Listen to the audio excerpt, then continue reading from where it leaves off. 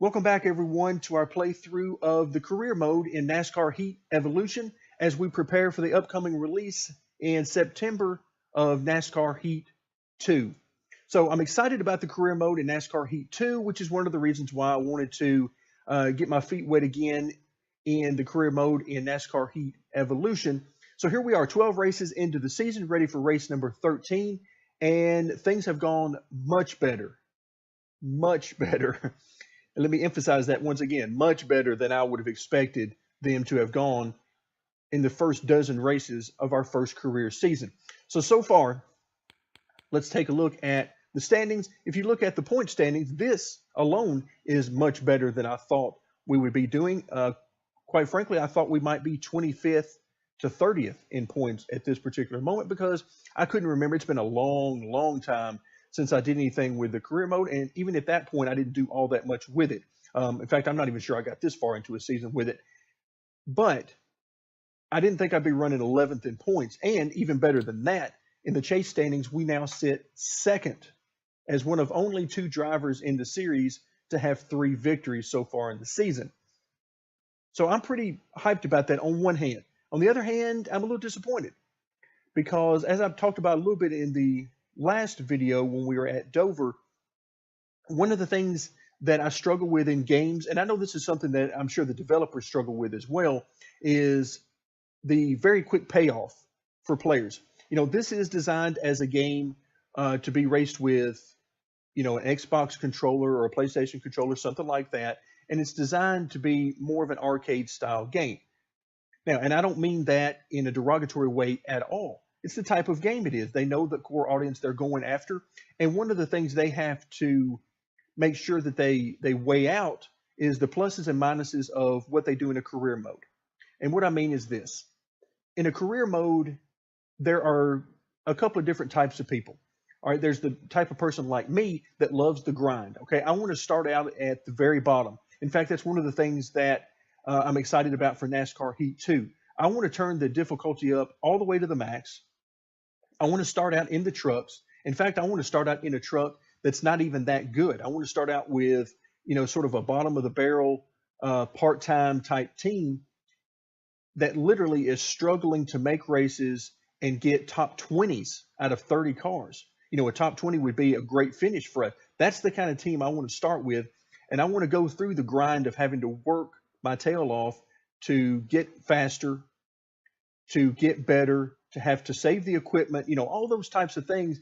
So the team can grow into to eventually we can be running top 5s and top 10s in the truck series, eventually compete for wins. And then if I do a good job there, then I can get a seat in a low level to maybe mid-level Bush or Xfinity car. And then it can, continue that grind all the way up through the Cup level, starting off in a lower, maybe a mid-tier Cup car and having to work my tail off once again to get up to the top of that. So that's where I'm coming from. I enjoy the grind. So seeing the 3 wins in the first 12 races at the beginning of a career mode doesn't excite me as much as the grind. However, I also understand the other side of it where the developers have to take into account how many people are in the same camp as me. How many people want that struggle? How many people want to go through that grind of having to really, really focus and work hard for every dollar that you can make in the purse money to improve your car slowly but surely? Not a lot of people, I'm guessing. And that's not the target crowd they're going for. They're going for the people that want to be competitive quick. They're going for the crowd of people who want to be able to compete for top 5s and wins right away. And I don't blame them. I mean, that's, nothing in the world wrong with that for sure. So that's my struggle right now with career mode. We've gotten 3 wins so far in 12 races, and that's nowhere near what I was expecting. Again, I was expecting the struggle and the grind, and that's definitely not what we've gotten. However, the redeeming quality that I do like is that the AI seem to be different at different tracks. And I don't mean so much in their behavior, I mean more in their speed. Because, we went to Bristol as an example, short track, obviously, and we were able to get the victory. So we were able to run with them at Bristol. And of course, in real life, what do we hear? We always hear that the short tracks are the places where the lower tier teams can compete. And that actually happened with us here in the career mode. But then on the other hand, we go to Richmond. And I was thinking that Richmond might be much of the same. I might be able to run up front, not necessarily getting wins, because I still don't expect to get wins at this point in the career, even though we've gotten 3 of them. I still don't expect them. But I thought we might be able to run up front, maybe a top 5, and for sure a top 10 opportunity for us if we run a good race. But then we go there, and I can't even get to the top 20. They're so much faster than me. So I like that aspect. I like the aspect of not knowing when I go to a track just how competitive I'm going to be with the AI. Some tracks, just like what we saw at Dover, I was able to really run some great laps there faster than anybody else there. But then we went to a mile and a half at Texas last time, and it did not turn out so well. I mean, I was barely able to get in the top 20. Then we go to Kansas, another mile and a half track, and we get the victory. So I do like the fact that you never know what you're going to get here. A little bit of a surprise element there. So here we are. After all of that, I've given you some background on how I view a career mode and how I would like to have it. Now it brings us to Charlotte. I just talked about the mile and a halfers and how different they've been. We've been up and down on the mile and a halfers so far this season. We've run a few of them. We've gotten a win, a top 10, and then at Texas, we couldn't compete. We were barely in the top 20. So here we are ready for Charlotte. What does Charlotte hold? Who knows? It's time to go find out. Get set. The race is going green. There's the green light. All right, here we go, everyone. We are starting 4th Carlo. here at Charlotte for what is the Coach 600. Carlo. All right, so this is an interesting track, even beyond the normal differences that you see track to track. At this track, I go through turn 1 and 2, and it feels absolutely amazing to go through 1 and 2 on the high side. I love running that high groove there. But then 3 and 4 is a whole different animal. 3 and 4, if I try to run it the same way I run 1 and 2, I'll be in the wall very quickly. Because it feels like it's got an odd shape to it, like it's not exactly shaped properly. In other words, not circular. Ooh, got way too high there. Yeah, it's almost like it's not shaped properly. There's an abrupt change in the radius of the corner or something. But anyway, it just makes for a very odd feeling whenever you're driving the car. You can see right there, I'm off the throttle very, very little. In fact, I don't even come all the way out of it. It's more going to maybe half, three-quarter, or half or a quarter throttle. Still there. There we go. It's back in the gas hard.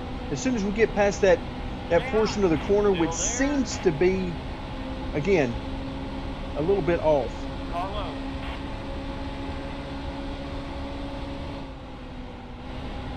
All clear. But the entry to turn 1 with the way it works just feels very natural to run a higher groove there. Carlo. Again, we'll stay on the higher side because they're giving me room right here. I'm having a hard time getting up to where I want to be, which of course is the lead.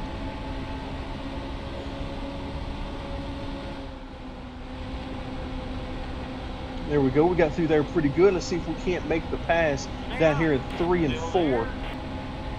Or maybe before that. All right, so he's battling back. Again, that's the additional horsepower they have over me. So I don't get too carried away worrying about that. All right, so we make the pass. Now we're in solo third instead of running side by side. And let's see what we've got for the leaders.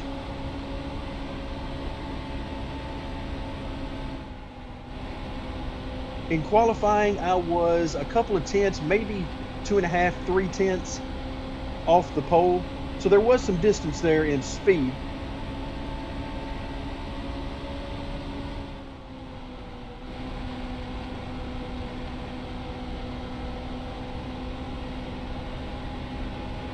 Once again, I am not using any brake That was a great lap. in the corners.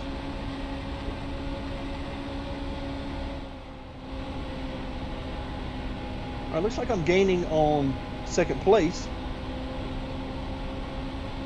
Let's pull up our leaderboard and see if that is the case.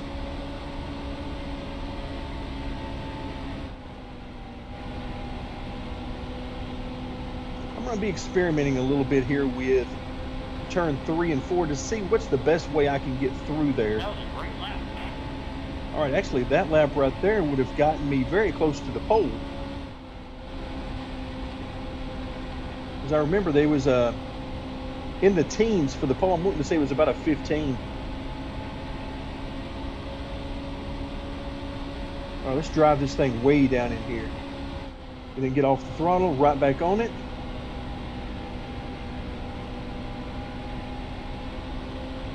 Well, I can tell I'm gaining on them in the corners. 20 to go. All right, not too bad. I definitely didn't lose anything because that's very close to my fastest time. All right, just a little blip of the throttle on the entry of 1. All right, I've gained maybe a tenth or 2 on second place. All right, we're going to drive it down in here again. Completely out of the gas for just a second. Let the car turn a little bit, and let's get right back on it. So, yeah, we're definitely gaining on second place. I'm not really paying attention to first place right now. Oh, wow, that's a very good lap.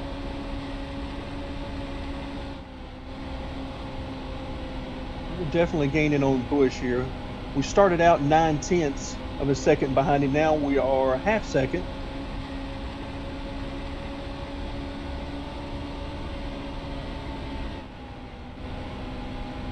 Yeah, I really think I like that method of getting through there. Driving it in as far as I can, just before I feel like I'm getting to the center of the corner.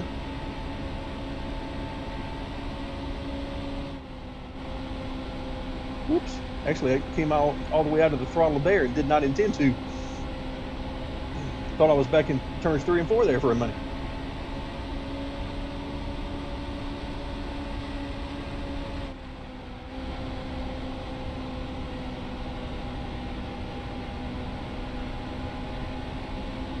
All right, I definitely don't mind taking the high side through 1 and 2.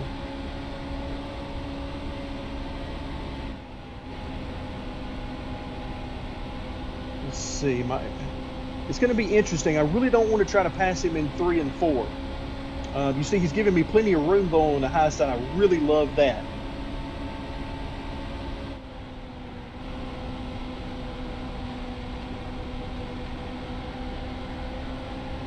All right, I'm right here with him, but I'm not sure if I'm going to be able to do anything with him. We're running close enough to the same lap times that he could make this very difficult on me to pass him.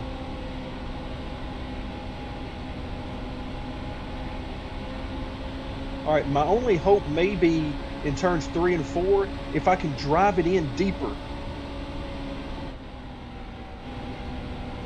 than he does and try to clear him maybe. Let's see, because yeah, on the straightaways, I'm going to have a hard time staying up with him. You can see my lap times are definitely slowing down.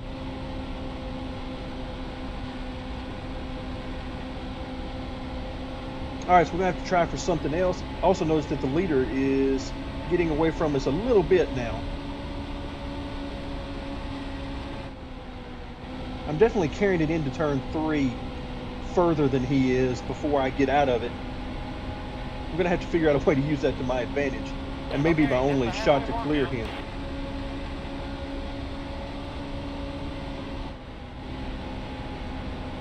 All right, try to hold it down a little bit lower in the corners this time.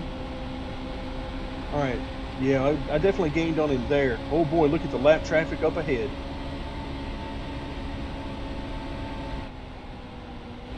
Stay high. Still there.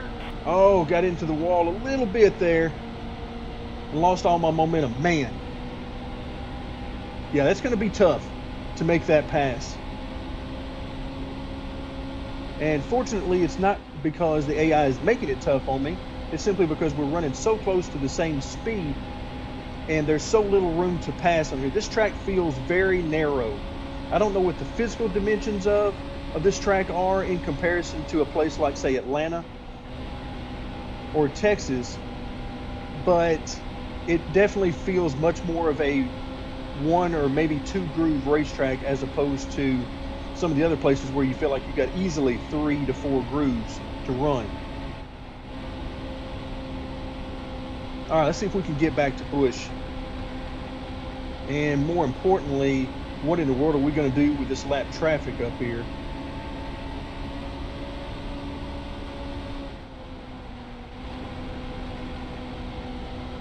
Because they're running side by side and they're basically blocking the track. You can see Kurt Busch beating and banging on them up there trying to get through. So in some respects, it is like real life. All right, but I'm kind of with, or excuse me, not Kurt Busch, Kyle Busch. All right, oh my goodness, and I just realized the leader is in here as well. I was not paying close enough attention. All right, this is the first time I've touched the brake in a long time. Still there. And we are 3 wide, and oh boy, this could get ugly quickly. I have no idea what we're going to do here. Still there. I am way off the gas here trying to weed through this. This is not good. Car high. All right, give me the bottom, give me the bottom, give me the bottom.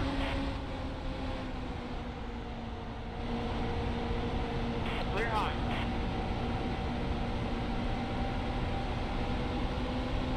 Woo! Okay, I think we're almost done. Clear low. Wow.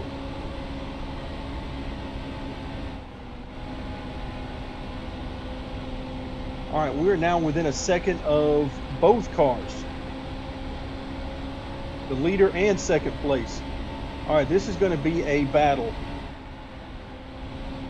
Ooh, lap cars everywhere. Wow, they were really out of the throttle there. Quite a bit more than I had expected. But you can see as soon as Kevin Harvick gets free of traffic, he runs right back out to that lead. Still there. So he definitely has a fast car for sure. All right, I haven't been paying attention to the number of laps to go. So let's see how many we got left.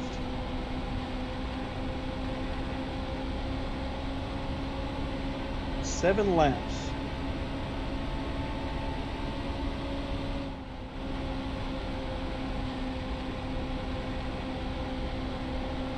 All right, so there they both are again, but once again, the lap traffic is going to dictate so much of what's about to happen here. I'm lifting, getting out of it way early, trying to make sure I get an idea of where the lap traffic is going. Still there. Because I do not want to get wrecked here. It's hard enough just trying not to wreck myself. Clear low. Ooh, there we go. You're all clear. We're able to get into second because Kyle Busch found himself pinned behind a lap car.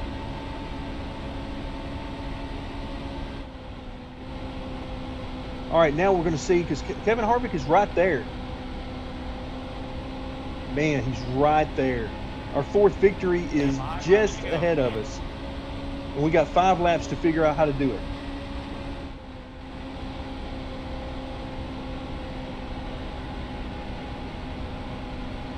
Going to try to use all the momentum I can. Again, we're down on horsepower, so I'm going to need all the momentum I can possibly muster.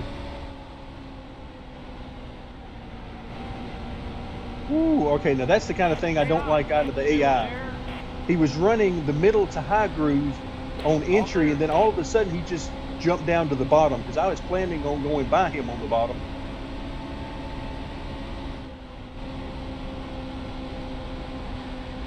Good news is Harvick didn't get away from us. He's still roughly a half second ahead of us.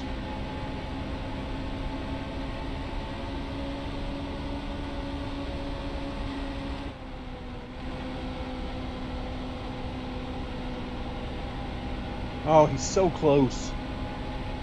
But But he's running some great laps when we're not in traffic.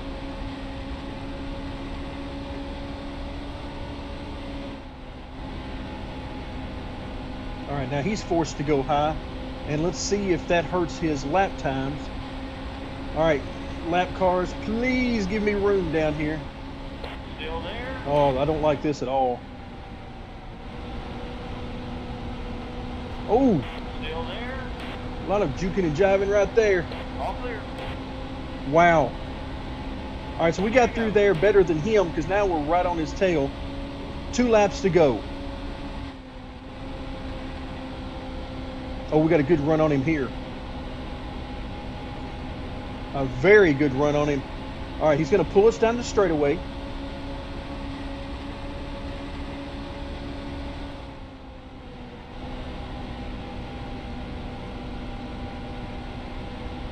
All right, he held his own there.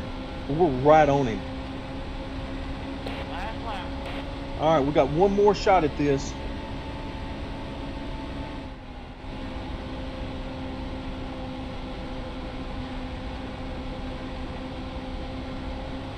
Oh, I wish I could get to him.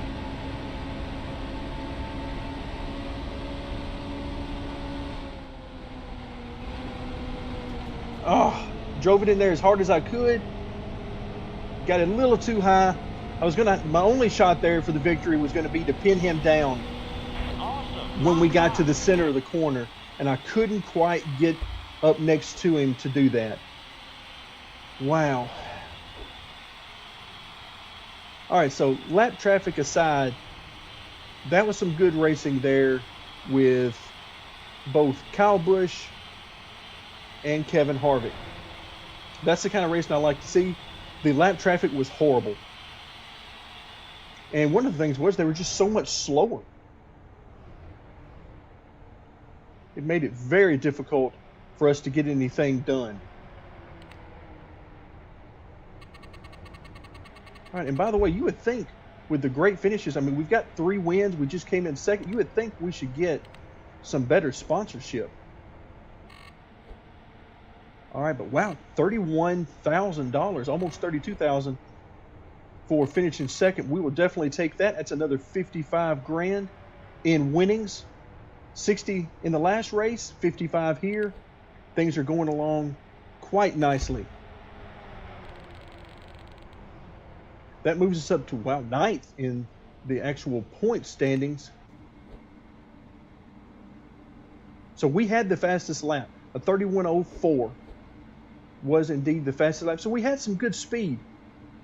It would have been interesting to see if I could have run him down had we not had the lap traffic issues to deal with. Same thing with Kyle Busch. We were right there with them, and it was some good racing. All right, let's go ahead and head back to the garage, the team garage, that is. All right, there we go. That's what I wanted to hear. A new company is impressed with your driving and wants to offer you a sponsorship. Now we're talking. All right, so now we get a new primary sponsor. So we have the opportunity to re-sign here with our current primary sponsor. Let's see what we've got. Okay, so everybody is the same amount. The $12,500 per race, which is a nice improvement over the $5 grand per race that we were getting. All right, so we can re-sign here, or we can go with Chevy, Ford, or Toyota. So that's really the question. Where do we want to go? And I want to go Chevy. All right. Oh, wow. So now we got some actual colors on the car. Instead of the plain red car, now we're going to go with an actual color scheme on the car. I like it. I like it. Let's take a look at where we are as a team. And we need 200 grand for the engine specialist, which I am very much ready to do because of that 2.1% horsepower improvement. That's where these guys are getting us. They're not getting us in the corners. They're getting us on the straightaways. So I'm very much ready for that. And then also right after that, we get more grip, which only will help us through the corner. So a lot going on in these next few upgrades for us. and I'm very excited about it. Let's take a look at the sponsors real quick. Any new sponsors popped up? No, we're still, the highest level sponsor is a top 15. And of course, that is what we're using as our secondary 2 of 2. Let's see, what do we have here? If we lead a lap, that's a nice one. Qualify 20th, that's also not bad, but the money's just not that good there. All right, so for right now, really not much reason to swap these out, although we're getting there. It'll be interesting to see what happens next time at Pocono.